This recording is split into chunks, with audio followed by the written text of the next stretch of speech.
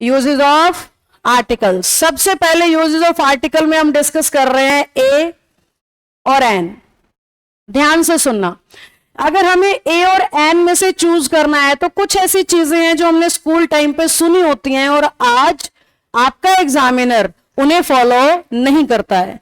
पहला पॉइंट जो आपने स्कूल में सुना होता है कि जहां पे भी ए दिखे, ई दिखे, आई दिखे, ओ दिखे, यू दिखे, इसके लिए लगता है एन, नहीं तो लगता है ए। बिल्कुल छोटे बच्चों को, जैसे मेरी बेटी क्लास 1 में, उसको ये वाला रूल पढ़ा रहे हैं आज भी। क्लास 1 का बच्चा है, आर्टिकल सिखा रहे हैं तो उसको क्या सिखा रहे हैं, ए ई आई ओ यू देखो, एन लगा दो, नहीं दिखे शब्द में तो ए लगा दो। फिर हम थोड़ी अपर क्लासेस में पहुंचते हैं, 9th में 10th में, तो वहां कहते हैं नहीं भाई इन्हें नहीं देखना, ये तो छोटे बच्चों के लिए है, आपको इनकी क्या देखनी है, साउंड। मेरे ख्याल से ये दोनों बातें आपने सुन रखी होंगी, या तो ए ई आई ओ यू चेक करना देखते हैं हम, या फिर हम इनकी क्या चेक कर रहे हैं, साउंड। जबकि अगर हमें अपने एग्जाम में आर्टिकल अप्लाई करना है तो इन दोनों में से कुछ भी अप्लाई नहीं होगा, ना तो ए ई आई ओ यू और ना ही इनकी साउंड।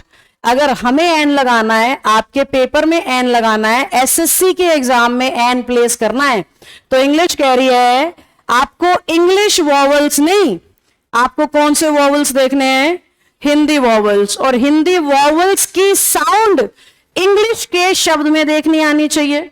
अब हिंदी वॉवल के साउंड से हमारा मतलब क्या है, जैसे हिंदी में वॉवल है अ, आ, उ, ओ, हालांकि और भी होते हैं इसके अलावा, और उनकी जरूरत इंग्लिश में नहीं पड़ती, क्योंकि इंग्लिश में फर्क नहीं पड़ रहा है बोलते हुए कि छोटी ई बोल रहे हो या बड़ी, छोटा ऊ बोल रहे हो या बड़ा ऊ, छोटी ए बोल रहे हो या बड़ी ए। इस वजह से हमें सिर्फ ये 6 वॉवल्स याद रखने हैं।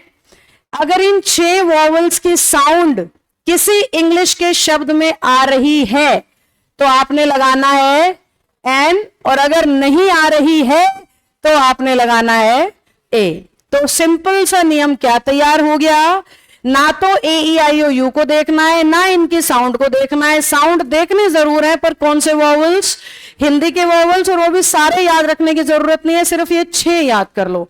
इन 6 वॉवल्स में ही इंग्लिश के सारे शब्दों का साउंड, इंग्लिश के जितने भी वर्ड्स आपके सामने आएंगे इसमें वो कंप्लीट हो जाएंगे।